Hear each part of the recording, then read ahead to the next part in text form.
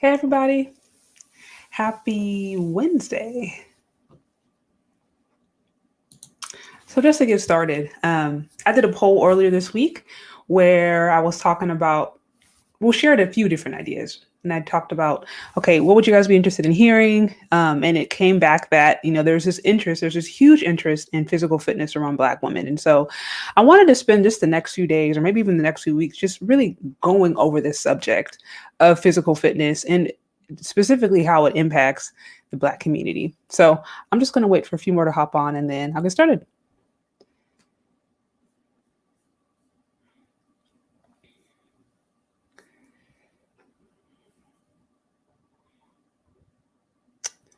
All right. Looks like we got a few more join in.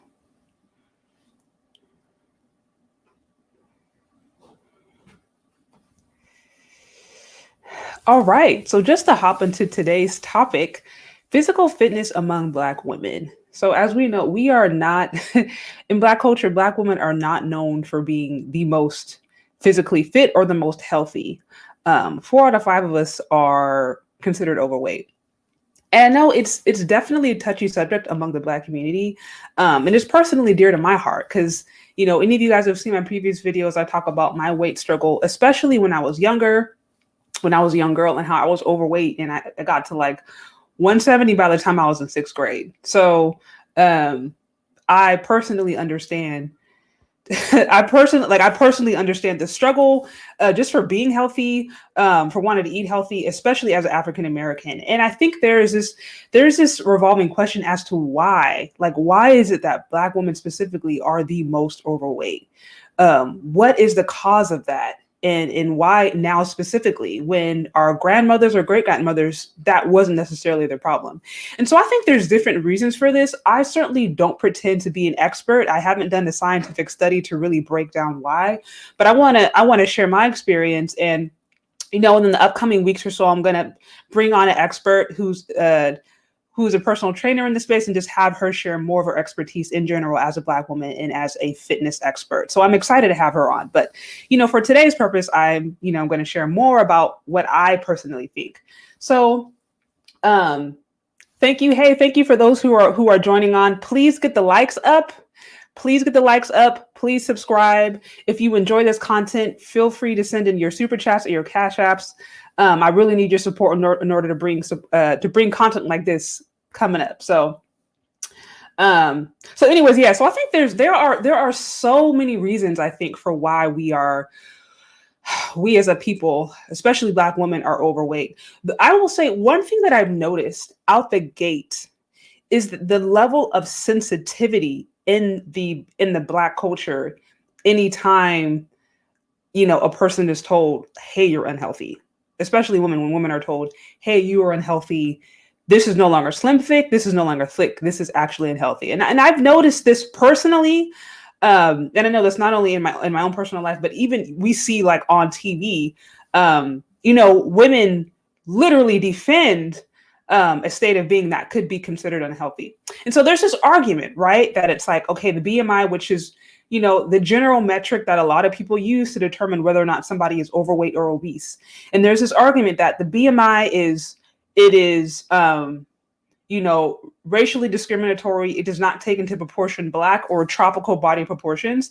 And there is scientific evidence to support that, because the BMI, it is a very simple metric. It literally looks at your height in proportion to your weight, and that's it. It doesn't take into consideration body proportions. It does not take into consideration body mass. Like, for example, I know a personal trainer who works out 2-3 times a day, 5-6 times a week, and is very lean, has a lot of muscle, and by the BMI standard would be considered overweight. But because she's so muscular and she's African American, it doesn't take into account, her booty and her thighs. And so there is that argument that like, hey, the BMI is discriminatory. It does not take into account the way Black women are built. And there is a level of truth to that. There is scientific evidence to support that. With that said, there's other I've seen reports talking about scientists and doctors trying to come up with other means that are a little bit more accurate, that look not just at the person's height or weight, but also at their waist circumference. And what I'm noticing is that I think even with that, even if we were to argue that, hey, the BMI is discriminatory against Black women, first of all, the BMI, that is a general. That is a general. It is not, perfect, but it is a really good idea of being able to identify someone's health long term. And the problem that I have when I see there being such a pushback in the community of, hey, this is unhealthy based upon the BMI, is from what I've seen, many of the people who are against the BMI, they wouldn't be able to really line up to any standards. It's like, okay, let's not use the BMI. Let's use, okay, the standard we're measuring your waist compared to your height. Even based upon that standard, you will be considered unhealthy. And so I think there's a big issue around this topic of, there's a lot of sensitivity. There's a lot of sensitivity in just being like, okay, hey, maybe I am 60, 70, 80 pounds overweight, and maybe that's not healthy for me. That's no longer being slim thick. That's no longer being thick, or that's no longer being curvy. That is potentially bad for my heart. And so I think this level of sensitivity makes it really, really difficult sometimes for us to be able to have logical conversations about, hey, what is going to be the healthiest for us? And I think as Black women, so many things have been portrayed as, to a certain extent, I almost feel like health has been associated with non-Blackness. Like, it's been associated with, okay, white girl Becky over here. Or like, I remember, for example, when I moved to a particular town, and it was pretty much full of all white people. And I remember seeing people biking all the time and like walking around and like exercising. And for me, it was just like a completely different experience. I was like, man, like these people are really, really into their fitness. And it took me a while to actually socialize myself to understand, like, hey, being healthy just isn't a thing that white people do. Being healthy just isn't a privilege that white or rich people do. This is something that we all can do. I as a Black woman, I as a young Black woman can decide that I want to be healthy. And that doesn't have to be like a cultural thing. And so, going back to my earlier point, I think there's a lot of sensitivity around the topic of, hey, being 100 pounds overweight does not make you slim thick. That makes you at risk, and I think we need to be able to say that and that not be offensive, and that not mean that you're trying to knock the person down, but we understand what is healthy. With that being said, as a Black woman, I'm not trying to tell people like, you need to go and look like Becky, because if you're a Black woman, you got hips and thighs and booty and all that and breast, you're never going to look like Becky, and you shouldn't. And most Black men don't even want that. You know what I mean? Like, if that's important to you, like most men aren't even really attracted to that, like, or Black men, like they like, they're women. So it's like, I'm not saying that as a Black woman, you have to go and try to look like something you're not. But I think it is important to be healthy for who you are, like your healthiest version of yourself. And us being maybe defensive, or us being so quick to shut down a conversation before we can actually talk about what is healthy for us, what is healthy for our more tropical body proportions or for our curvier body proportions, we have to be able to have a logical discussion around that, and not, divert away from the real problem, or not say, oh, it's the BMI or Eurocentric standards or European standards, because even in African standards, they're not promoting people who are really unhealthy. Of course, you go in certain cultures, right? And wealth is associated with bigger or more curvier, but even there, they're not saying, oh yeah, you're 400 pounds overweight, yes, you're the top of the top. Like we have to get away from this idea that us being overweight and unhealthy is a Black beauty standard, because it's not.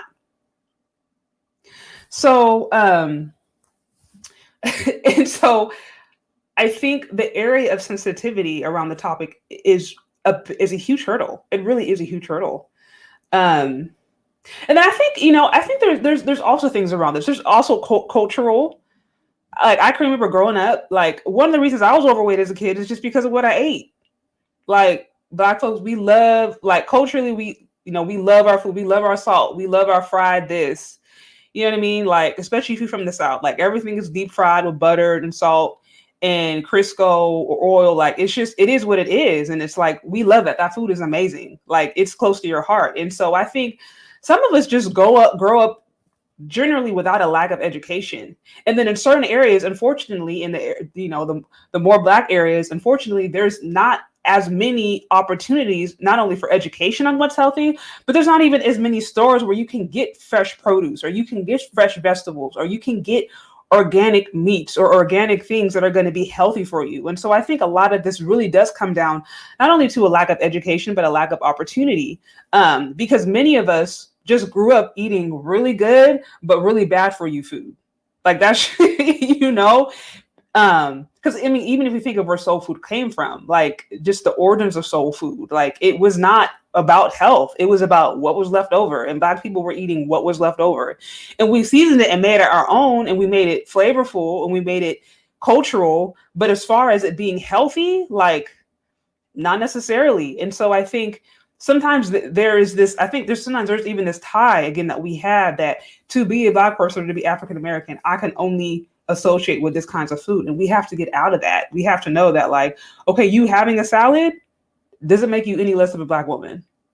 You know what I mean? Or you being like, okay, I'm going to have, maybe instead of me having one piece of fried chicken, I'm going to have, or maybe instead of me having three, I'm going to have one.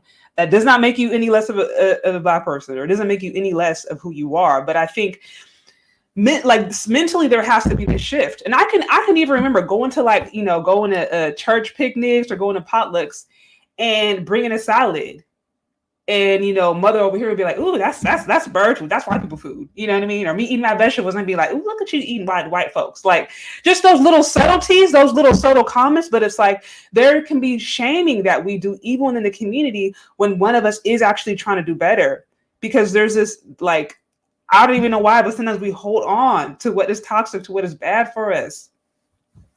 So anyways, thank you for those who are joining. Please get the likes up. Please get the likes up. Please subscribe. Please share this to anyone you think this would be beneficial. Like I said, we are talking about fitness among the Black women and why so many of us are overweight and unhealthy and what we can do about it. Also, please send in your super chats. Please support the channel. ChezCharde, I really need your support. I want to be able to do more content like this, but I'm going to need your guys' support in order to do it consistently and at a better quality. So please send your love. Cash App, send in your super chats. Thank you for all those who are tuning on. But anyways, so like I said before, I definitely feel like it is, there's multiple reasons for it. There is sensitivity around the area out the gate. There's a sensitivity. Then there is cultural shaming that some of us have, like when we try to do that. And then for many of us, for some people, it is actually a lack of awareness. It is a lack of awareness. It is, people not even actually really knowing what's good. Thank you, Corner Store Podcast for the super chat. I really appreciate it. Thank you for those who are joining on. Please send your comments. Please like, subscribe, send in your love, super chats. You can find me on CASHAPP and VENMO, ChezCharde. And also, as I mentioned, lack of awareness, also lack of opportunity. Many black communities, unfortunately, they got like a Popeye's chicken or a Church's chicken on every corner, but you will not see, you're hard pressed to find like organic lettuce or organic fruit or a farmer's market or find any food that's affordable. And there, and I think another thing is, there is obviously a socioeconomic component to it, because I start to recognize, even personally, the more I try to eat healthy, me going to the store, for example, I mean, being like, okay, I'm going to try to get kale, versus a thing of chips. Kale may be like, organic kale may be like $3 and a bag of chips may be like, I don't know, $1.50 or something. Like, healthy food is expensive. It can be expensive. And I think that is another reason sometimes it can be within the Black community where we are economically disadvantaged. It can be a barrier.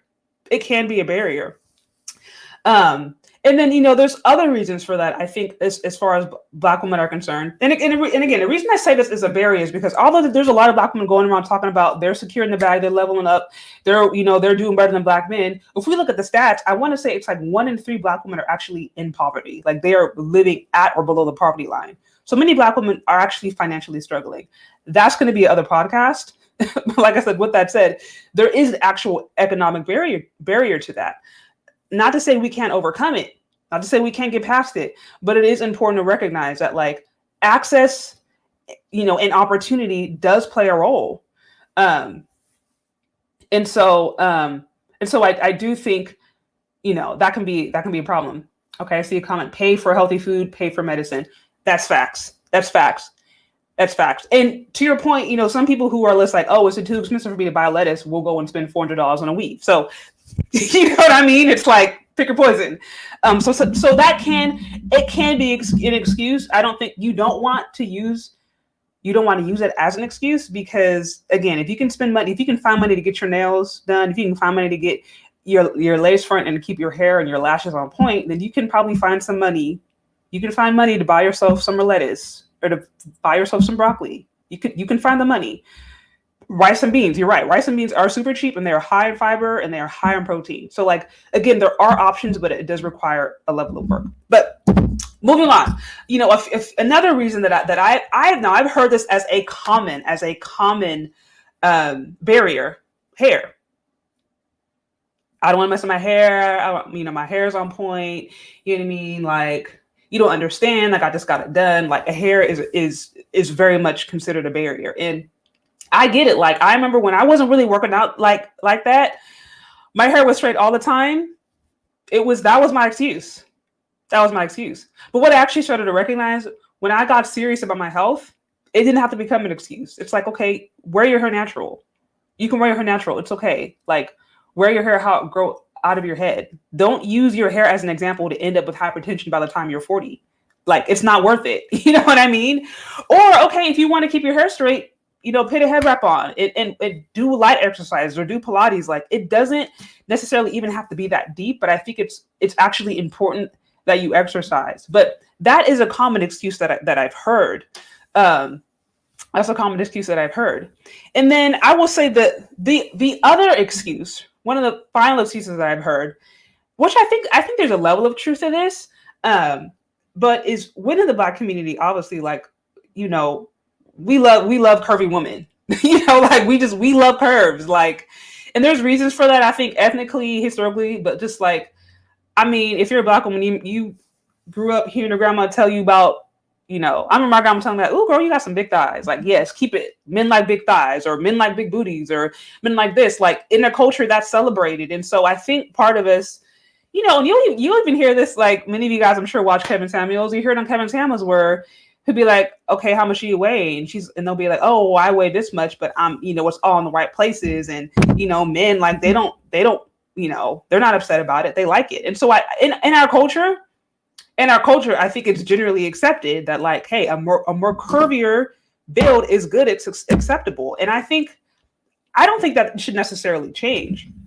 And what I've also noticed, and this is my personal opinion, is that Black men in particular, I think, tend to be the most forgiving or tend to be the most accommodating when it comes to size. And I think this could actually be one reason that women in the Black community feel so comfortable with whatever the weight they're at, because and I've had white friends tell me this, like, with the white community, they do not really like overweight people. Like, of course, it isn't everybody, but I'm like, if you honestly talk to a white person, I've had white friends tell me that it's like, oh, they will shame you. And I know, I know many of my friends, or white friends who have kids, and it's like they get to a certain weight, and it's like they're constantly talking about their weight. It's like, oh, I got a diet, or like, there is such this pressure. And that's not to say that not all women have it, but it is heavy. It is heavy in the white culture. I mean, I've had friends tell me this. We're just like, oh yeah, like, a white dude will have no problem being like, you need to get in a diet. You need to lose some weight. Like, I'm not feeling that. Like, but, and it's like that even for other cultures where a mom will be like, you're getting too heavy. Like, a mom will tell her daughter that, like, you're getting too heavy. Men don't like you like this. I've heard this in the Asian community. So I feel like in other communities, there is definitely less acceptance. And again, this is just my personal opinion. I'm not saying this is scientific, but from what I've experienced, what I've heard, I think there is a less acceptance of a larger or more curvier body type. And in the Black community, I just think Black men in particular are a lot more accommodating. I see it all. I mean, even all the time. If you want to use social media as a case study, how many times have you seen a larger, curvier Black woman with a petite or what do you want to call it, average guy, average build guy? Like, I see it all the time. I've seen it in my family. Like, I'm sure a lot of you guys have friends, you know what I mean? Or maybe are in relationships with women that may be considered overweight. So I think in the community is a lot more acceptable. I just feel like it's gotten a little bit out of hand. And that's one of the reasons I feel as if, lately there's been more of a conversation, because where 20, 30, 40 years ago, a woman's a little bit overweight, but she was, she was cooperative. She was willing to work with her man. She was loving. She cooked good. But your average black man, it's like, it's whatever. Like, she cooks good. She's good to me. She's nice to me. Like, I mean, I was even listening to Red Supreme. He's over talking about BBW. Like, a BBW will treat you right. And so, from my understanding, men in the community, like, if she treats me right and she's good and she's this, it's like a few extra pounds, it's not a big deal. But I think one of the reasons it's become such an issue now in the Black community is because the same maybe overweight women 40, 50 years ago that would have been submissive and compliant, or that would have worked with men in their community, are now turning around and saying, hey, I'm the prize. I don't want a broke dusty. I don't want to be with a man that makes less than this. But you got to accept me as I am. And so I think as a growing, how do I put it? Double standards, I think as double standards improve, and as women start to have more expectations or higher expectations for men, I've seen this push of men being like, okay, well, if you're saying that you're not going to be with me because I make 45 or 50K, that's not good enough for you, then I'm also saying I'm not going to be with you unless you're a size 8 or a size 6 or a 4. And I feel like that's how we've even gotten to this conversation of weight. And of course, there's other reasons to it, right? Like just being unhealthy. Like you want to be there long enough to see kids or grandkids. But I personally feel like that's just one of those reasons we've gotten to this place, because now expectations for women in the community are going up for men, but we're not necessarily willing to, be that for that person. And so anyways, thank you for those who have come in. Please like, subscribe, send in your support. Again, I really need your support so I can bring more content like this long term. It's something I want to do, but I appreciate all those who have been sending in love, cash apps. You can find me on ChezCharde, Venmo, ChezCharde. Also, thank you for your super chat. And yeah, like, subscribe, and send in some love. But anyways, and so, yeah. So just to sum up what I was saying before, some of the reasons I feel like we as Black women as a whole are overweight, right? And so there's sensitivity. I think there's just sensitivity around the subject. And so that alone, when you're not able to have an honest discussion, that alone just removes any opportunity for change. So that there's sensitivity around it. And then there's excuses that we have sometimes about hair, primarily about hair. I've seen that, heard that all the time, right? I think for some of us, it's a lack of awareness and also a lack of opportunity. As I said, although there is this idea we hear all the time that Black women are outpacing their men, they're doing X, Y, and Z. If you look at the stats, I want to say it's like 1 in 3 Black women are actually at or below the poverty line. It's a pretty high amount, but that's going to be a separate podcast because I want to make sure I bow down on the numbers. But it's a pretty significant number of us are actually, are struggling financially, and so it is generally cheap. It is generally cheaper to get unhealthy food to eat. And so there is a socioeconomic component to it. Doesn't mean you have to be unhealthy if you're poor, but there is a connection between poverty and lack of health. We just see that because healthy food is really more expensive. So I think that's one component to it.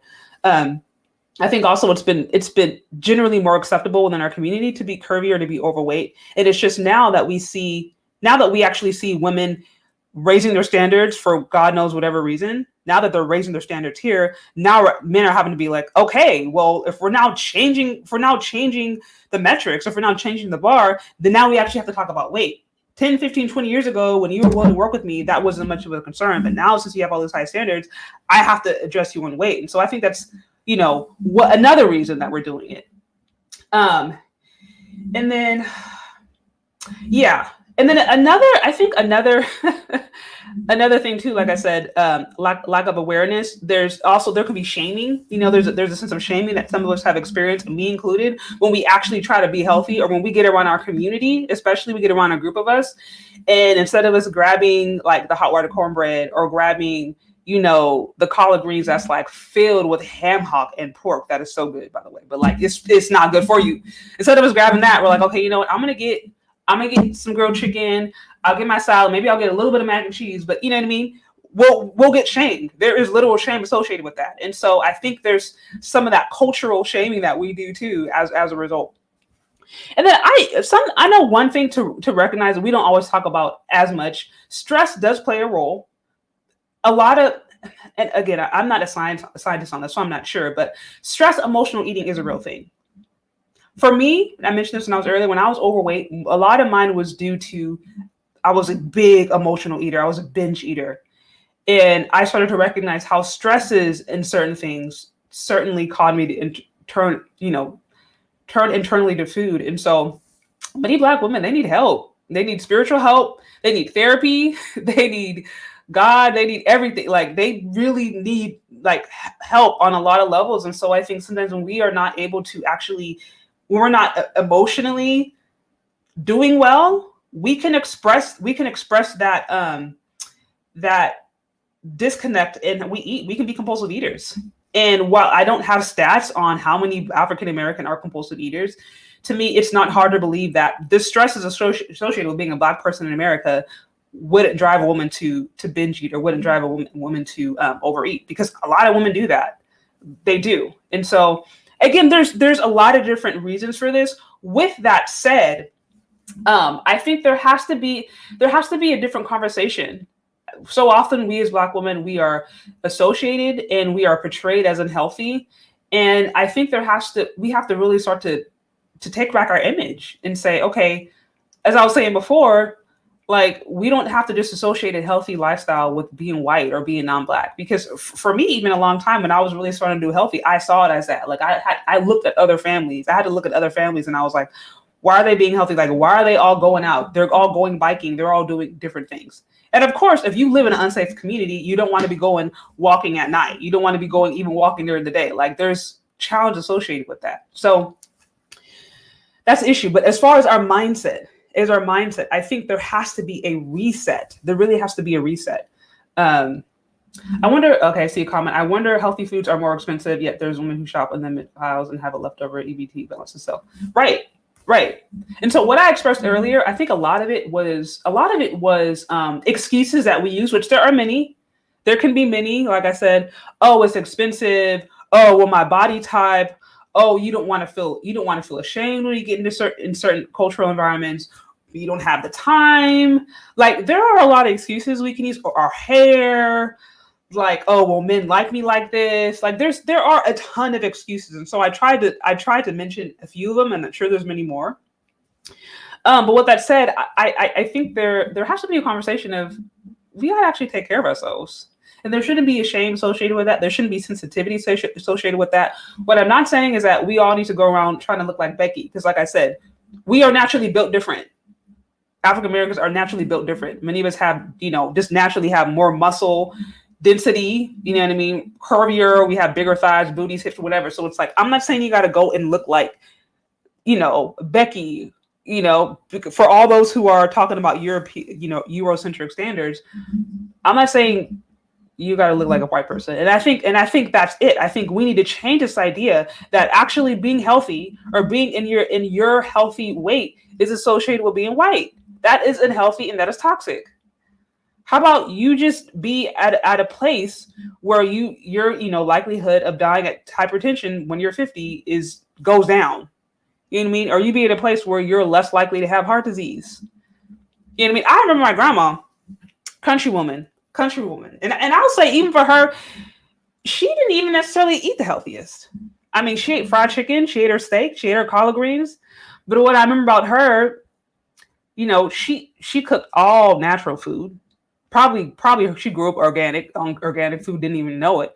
But she cooked all her food. She never ate anything boxed. She was never doing the box cake. I remember the first time she saw a box cake in the aisle, and she just like shrugged. She was so confused. She's like, why would you? She just didn't understand box food. Everything was fresh. She went walking every single day, like 3-4 miles, had her little weights.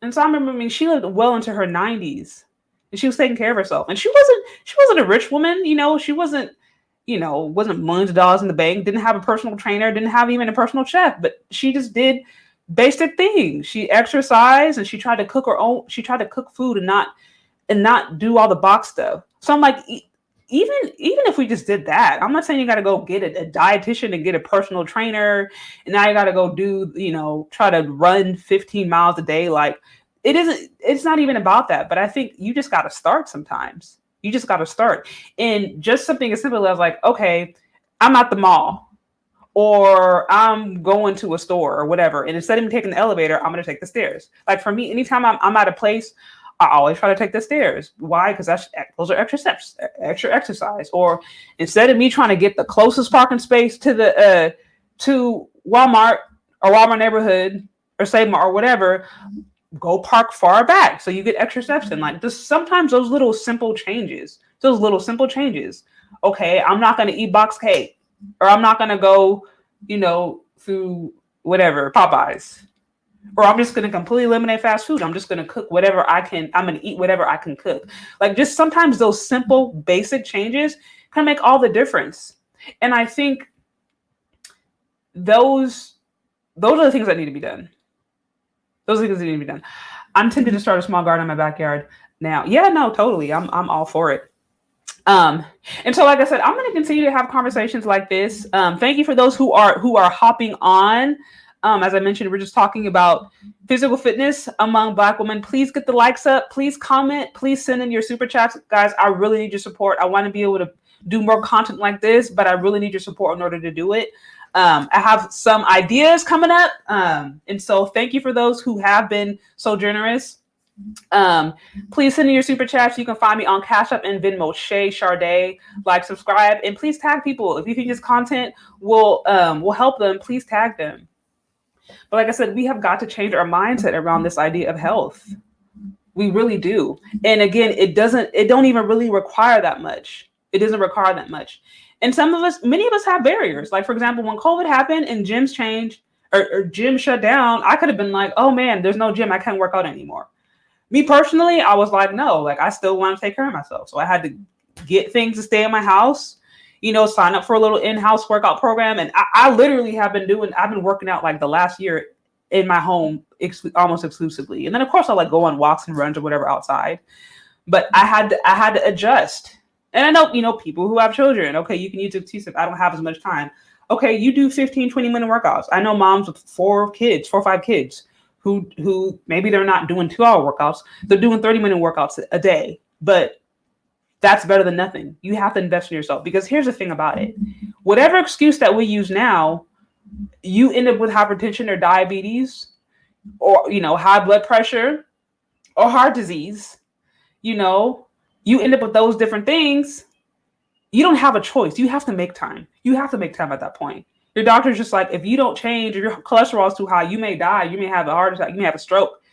You have got to change at that point. So it's like, why not try to do what we can now before we get to that point, till we are forced? Because like, it's a lot cheaper to just, okay, let me get some beans, let me get some rice, let me get some vegetables. That's a lot cheaper than some of those hundreds of $1,000s medical bills that you get sometimes having to do surgery, you know what I mean? Trying to do gastric bypass surgery or some of these different things that we have to do because of, just food related or just lifestyle related sicknesses. And of course, there are always those percentages of people who get stuff they can't control. There are people who have hormonal imbalances that I know who have a struggle losing weight, so there are always those exceptions where it's like, okay, you're an exception. You may have to adjust accordingly. But for the majority of us, we are not the exception. We are not that person that has some crazy condition where we can't lose weight or some crazy condition where we can't move. You know what I mean? Many of us, we have the opportunities. It's just, we actually have to see ourselves as valuable enough to invest our health in. And we have to get past all of the excuses that keep us unhealthy. And so what are those excuses? What are those reasons that we tell ourselves, hey, I can't do this. Hey, I can't invest in my health. Hey, I don't have time. Is it that some of us don't believe we're worthy? Is it for some Black women, they honestly don't believe that they are worthy enough to take care of themselves? Is that a reason? I'm curious. I'm really curious. And so, over the next few days and weeks, I definitely want to touch upon this topic. I shared a post a little bit earlier today where I just shared some of the things that I've been using to try to stay healthy during quarantine in California, where literally everything is shut down. So I just shared some of the ways that I've done it. And, I want to hear from you guys. What are you guys doing to stay healthy? What's keeping you motivated? And why, especially Black women, are we not taking care of ourselves? What are the reasons? What are the barriers we have got to get past so that we can value ourselves too, so that we can be there for our kids or our grandkids or our great grandkids, like our grandparents were. My great grandmother, I remember her. My grandmother, who lived until she was like in her late 90s, and they took care of themselves. They didn't allow themselves to get past a certain size, or they exercised every day. If they felt like they were getting a little bit out of hand, they'd cut back. Like they had good discipline, and I had memories of them, and I'm grateful for that. And I'm sure many of us, we want our kids, our great grandkids, to be able to do the same. And so, what do we do so that we can also give them that experience, that a blessing of our presence? So those are just a few thoughts that I have. I'm gonna have to sign off soon, but we're gonna continue this conversation. Like I said, let me know, why do you think many of us aren't taking care of ourselves? What are the excuses that we have? What are the reasons that we don't maintain who we are? We don't value our bodies. We don't value our temples. Let me know. I'm interested to hear from you. Thank you for those who have logged on. Thank you for sending your super chat. Again, please support this channel. If this is speaking to you, if you want to see more content like this, I will need your support. So find me on CASHAPP, find me on VENMO, ChezCharde. Thank you for those who have super chat. Please like and subscribe, tag this video, or share this content with anyone that you think will find it valuable. And we're going to continue this conversation. Talk later.